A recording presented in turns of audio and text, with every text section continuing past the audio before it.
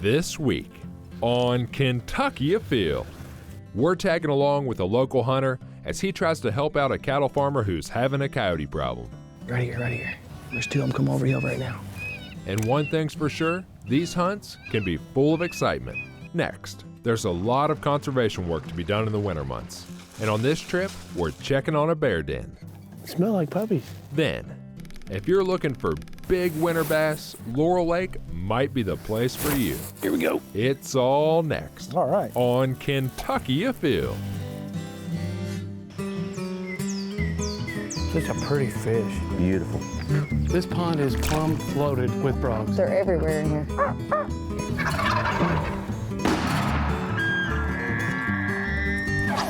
Yeah, this is a good fish right here. Really good fish. Come here, girl. Yeah, boy. That's a big rabbit. Nice job. Yes! Yes! My first muskie. Mercy Leo. Yeah, look at it's a keeper. Here it goes. Boom. Wow, that happened fast.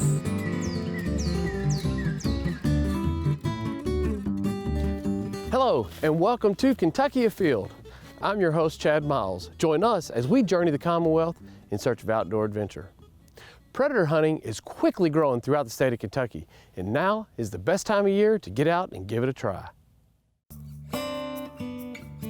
What I like about coyote hunting is, for one, every hunt's different. Every hunt's a challenge. You have to really study the farm that you're going to and figure out, where you think the coyotes are and where they're going to come from and where you need to set accordingly.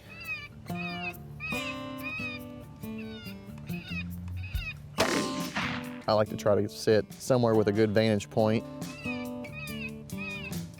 You want to always be aware of your wind and where your wind is going. And a lot of times a coyote will actually come downwind of you or the call and smell what he's hearing before he comes to the call. They smell for their food, they smell for danger. They live by their nose, so any kind of inkling of smell from you, they're gone. It's over with.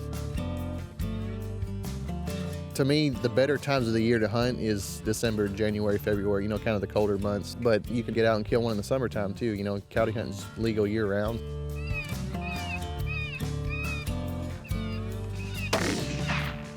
We're at a cattle farm right now. Here in a couple of months, these cows are going to start calving. Coyotes have been known to get into calves, and they cost the farmers a lot of money. You can use pretty much any weapon you want in coyote hunting. I use a 22-250. It's a small, quick bullet, good out to 300-400 yards if you can shoot that far. If you don't care about the pelts, you can use a 7 mag. You could use whatever you wanted. If you're hunting a thicker woods or a thicker area, you might consider using a shotgun.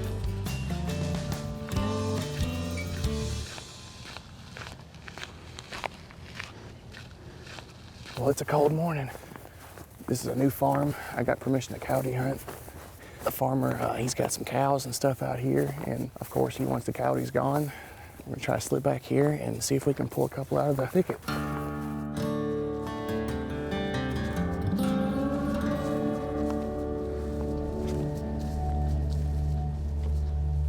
We'll sit on this fence line somewhere.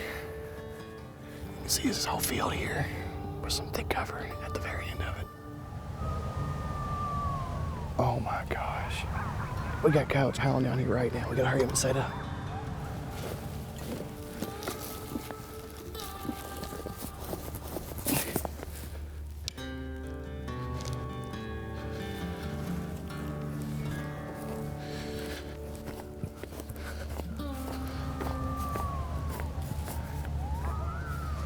Gotta hurry up and get calling. There's coyotes down here howling right now. Typically, I put the call anywhere from 30 to 50 yards away from where I sit, but today we were in a rush to get set up, so I put probably 20 yards out. And I had a decoy out. A lot of times that decoy takes the focus off of you. The coyotes are focused on that decoy, so you can get away with a lot more movement.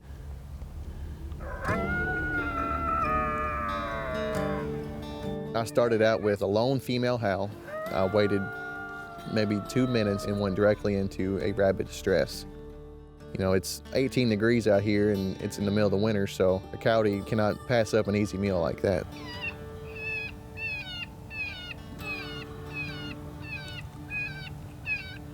It wasn't 5 minutes into the calling sequence when we spotted 2 coyotes coming over the hill towards us. Right here, right here. There's 2 of them coming over the hill right now.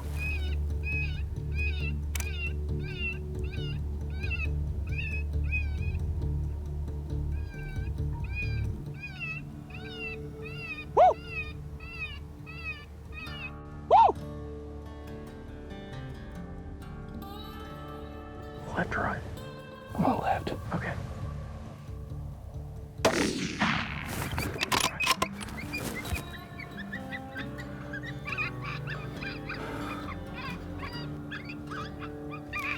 We got one. Let's see if we can get this other one to come back. Here it is, right here, right here, right here.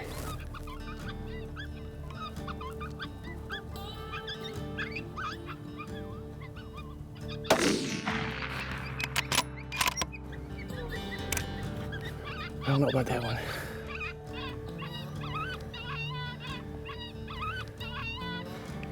Whew. We got one down.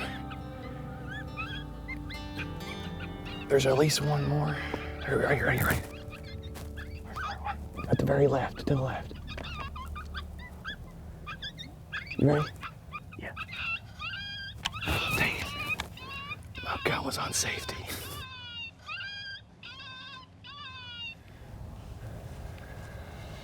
Come on, right here, right behind us, right behind us.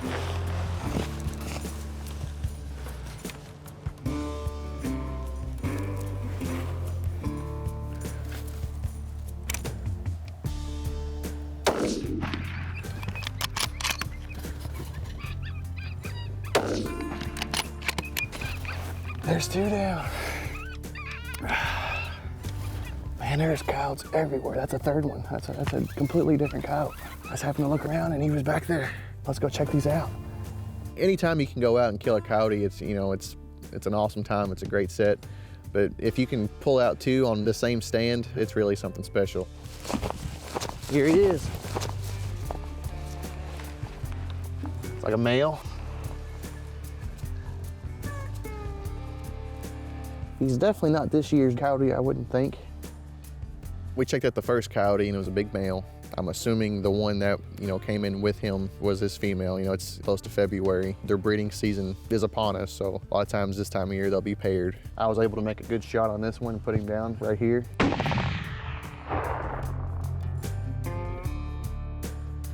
We do have another one on the opposite side of us where we were sitting, so let's go check him out. Here's the second coyote right here. Let's see what we got here.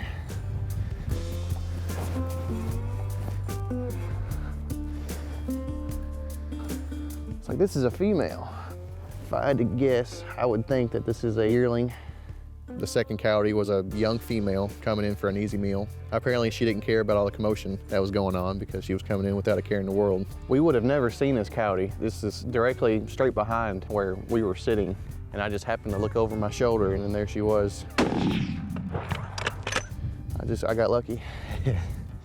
Coyote hunting, it's for anybody. Anybody can do it. You can do it anywhere. There's coyotes everywhere. So it's a year-round thing you can do. And it's a great pastime between deer season and turkey season.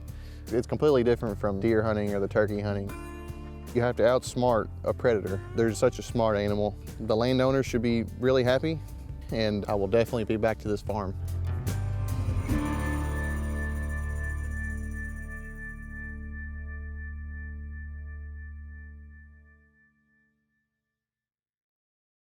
The biologists here at the Kentucky Department of Fish and Wildlife work many long days and hard hours, but sometimes that work can be extremely interesting.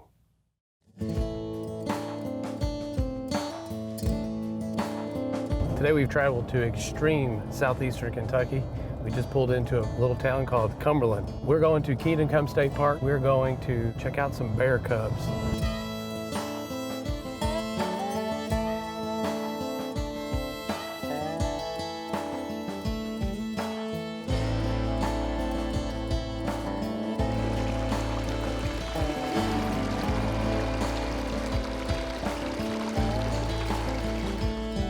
I've never done this before. Tell me a little bit about what we're getting ready to do. We're getting ready to go in and do what we typically do in the winter. So Tristan actually caught this bear this summer up on top of the mountain, and we're going in to see if she's had cubs and how many and what sex they are. Okay, so you'll end up mixing up a drug concoction that'll put the bear under, Correct. and you can pull the cubs out and do some testing, correct? Exactly. What's the purpose? Tell me why we do this. Population allows us to set quotas and hunting season length. One of the big pieces of that is cub survival Okay. over the course of the year. So this bear should have cubs when we go in. If we find 3, then we'll check on her again next summer, and if she's got 3 yearlings, then we've had 100% cub survival. I'm excited to see these. I got a million questions. This is the first time I've ever been this close to a wild bear, so I'm pretty excited about going in and seeing how this works out. So we got a couple hundred yards down the hillside, I hear? Yeah, it's down the mountain here a little bit. All right, and you've already located it, correct?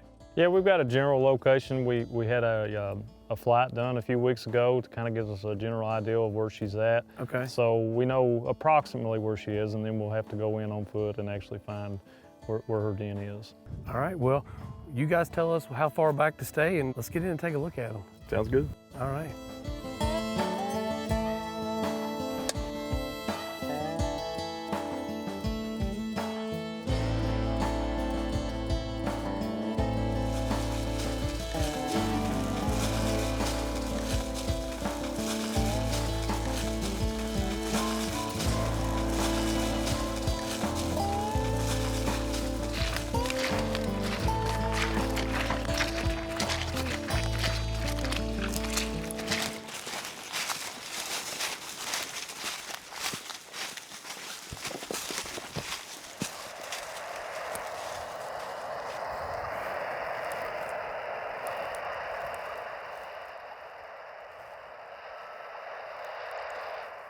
How far would that thing work? If you got line of sight, you're looking at 4 or 5 miles probably. Okay.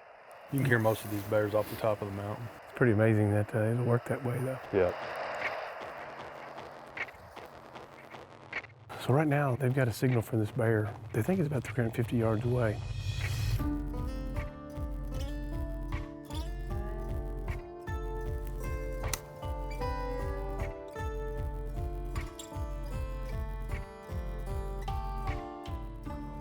They're gonna try to locate this bear while we're at a distance.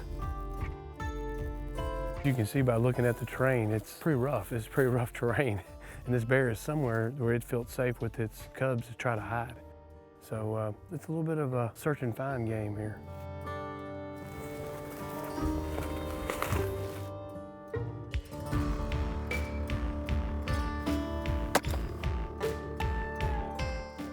It really wasn't a bad shot. It was some kind of malfunction with the dart. As it come out the barrel, the drug was ejecting, and it just kind of rolled off the bear, and it didn't get any drug in the female. She went out the back. Unfortunately, sometimes they do take off. It does happen. You know what? We didn't get the data we wanted from the female, but really this study is a lot about cub survival rate. Yeah, a huge portion of it's going to be focused on the cubs.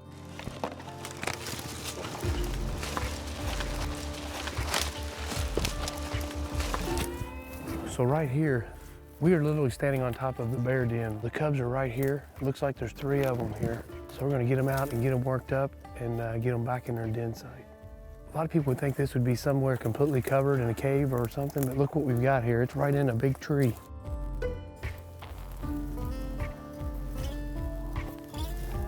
Give me 1 or 2 of them. They feel pretty fat. Yeah, they got their eyes open. Smell like puppies. So, is 3 pretty common? Yeah, 3's really common out here. One thing I didn't know coming out here to do this was how we had to beware of scent. Yeah. Obviously, most people are not going to be handling a bear, but so the mother doesn't necessarily get too carried away. Exactly. You know, when we're trapping them, we leave human scent around. It's nothing like coyote trapping. And then here at the den, as soon as she comes back, she'll recognize they're hers and not worry about our scent on. Okay. So obviously bears have a whole lot of mechanisms for protecting themselves. One of them is just hiding in a den with the mother. Yeah. So these bears will den with her next year. They will, as 1-year-olds. And then after that, they'll move off on their own. Right. At what point in time, if that mother decides to use a mechanism to go up a tree or whatever, can these guys join her? Oh, absolutely, quickly. As soon as they come out of the den, they can run up a tree. Really? Yeah, that's their #1 defense mechanism is cubs. Mom will make a noise and they'll go to the highest branch in the tree. How old do they have to be before they start having their own cubs? 2 to 3, depending on their nutrition. How old do you think these are? These are probably a little over a month. This is really cool. So we're going to find out if we got males or females. Yeah, we are. We're going to sex all these, and then they're all going to get a microchip, like the same thing your dog gets at the vet. Okay. So if we catch them again in 2 or 3 years when they're grown, we'll know who they came from. So we'll get to tagging. So number 1 is going to be a female. In a year from now, what do they weigh? 50 to 60. Okay. When they go in the den next year, they put on a considerable amount of weight. This one here is like,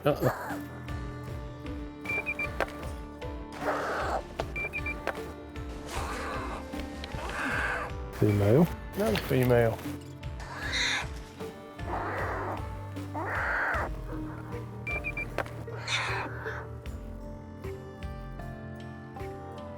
Male. Well, it's interesting work. You're interacting with an animal that most people don't get an opportunity to interact with. And I'm excited to see what the results turn out. But thanks a lot. Keep up the good work. We hope you give us an opportunity to check back in a year or two. Yeah, And I really do appreciate it. It's a great time.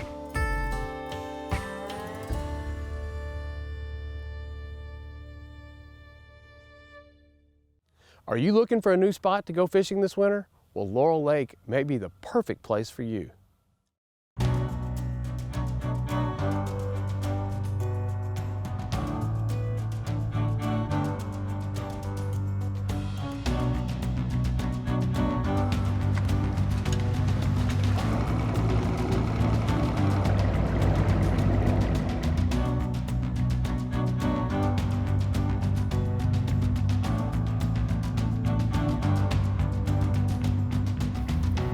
So this morning we're out here with John Williams. We're going to fish Laurel Lake. John, this is a wonderful lake to come out and fish, to trophy fish. Now it can be tough. It can be a tough lake. You know, it's the thing I like about Laurel is you've always got the chance of catching a truly large fish. The biggest smallmouth I ever saw come out of here was almost 8.5 pounds.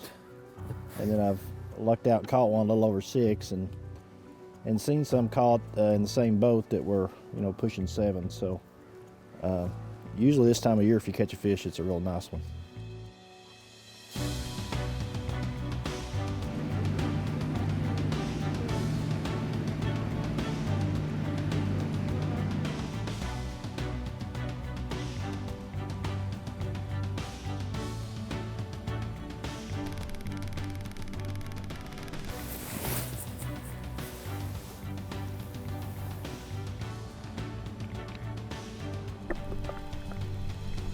Oh man, there's definitely more stuff in here. Like look at my rod tip. I'm coming up on some. Yeah. Yeah, there's some snags down here, a little bit of woody structure.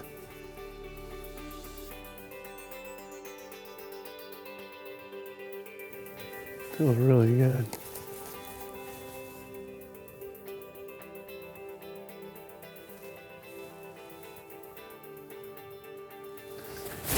Here we go. All right.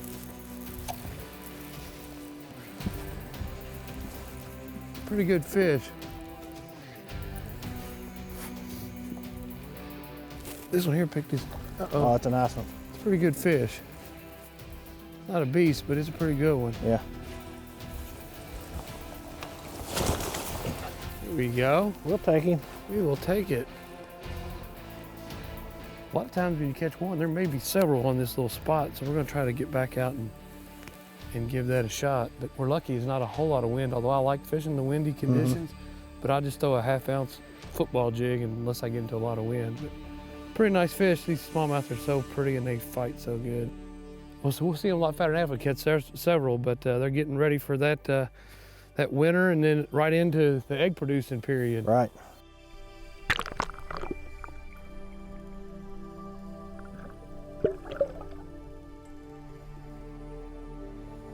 Still got that swim bait on there, huh? Yeah. Like I say, if you favorite baits in the world. A lot of times, you know, the water's in the 40s. If I heard people say, it's too cold for that swim bait. Shoot. Hey, those fish are down there. They're eating bait and shad as it comes by. Yeah, I mean you slow it down. They're kind of struggling now with water temperature, so they're easy pickings, you know. Good. Give a bump. No, just coming up through that rock, it all feels so good. Now I do. Same bait, about like the last fish.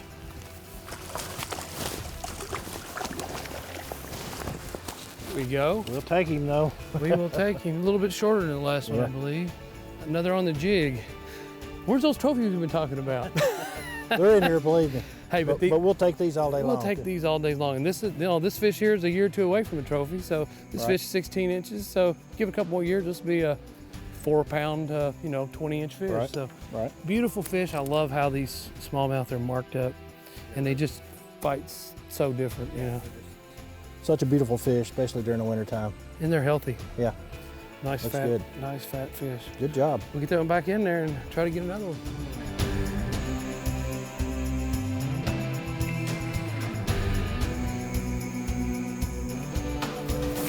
Here we go.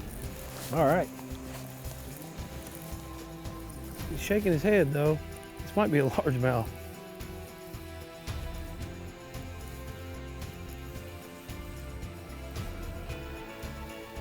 What'd I It is a say? largemouth, yeah. Tell by the head shake. Like, well, caught a greenfish. You've been saying that the largemouth population is really coming on here. It's coming on. We're getting a lot of fish that size and bigger. That's what, Yeah. probably 16 inches About or a so. 16 And we inch get a lot fish, of that 15 to 18 inch largemouth now. So good healthy population largemouth in here too. They fight so different. When I hooked that fish, I mean, I knew pretty quickly that it wasn't jumping and it wasn't fighting like a smallmouth, but you know what? It's a great fish. Glad to have it. We'll get this one back in the water and try to go get another one. All right, sounds good.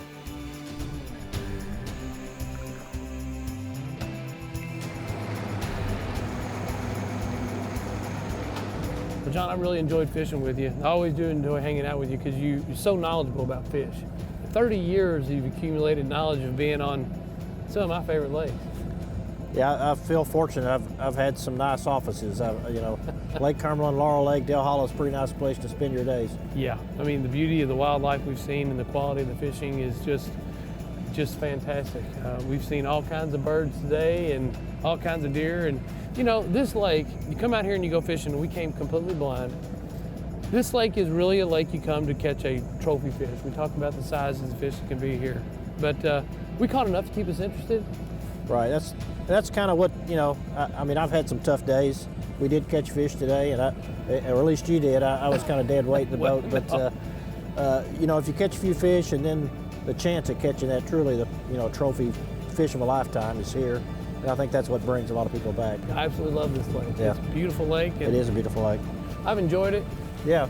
And next time we're down here, maybe we can walleye fish. All right, that sounds good. I'm interested in that. Sounds good.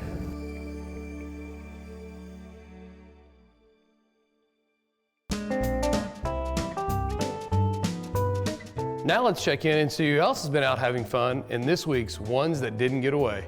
Gina Rees caught her very first blue cat ever on the Ohio River on her very first cast. Congratulations. Here we have Christian Burchett with a nice 9-point buck that he took while hunting in Clinton County. Nice deer. Noah Webster went fishing in Drennan Creek with a rooster tail and ended up catching a muskie. Here we have a really nice buck that was harvested by John in Hart County. Nice job. Husband and wife Troy and Rachel Emmons of Ewing, Kentucky like to hunt together, and they got this double in Bourbon County. Congratulations. Hayden and Hunter Hartz were deer hunting this Thanksgiving weekend, and both were successful in taking deer in Washington County. Here we have Alan Martin in Franklin County with a nice bobcat. Congratulations. Here we have Kaylee, who went on her very first hunt and made a great shot and took her very first deer on the youth weekend. Jesse Justice says the crappie are already biting on Taylorsville Lake, and here he has a handful. Nice job. 11-year-old Mason Stamper caught this beautiful muskie, his first one ever, that was 43 inches long. This fish was caught in the Kentucky River. Nice job.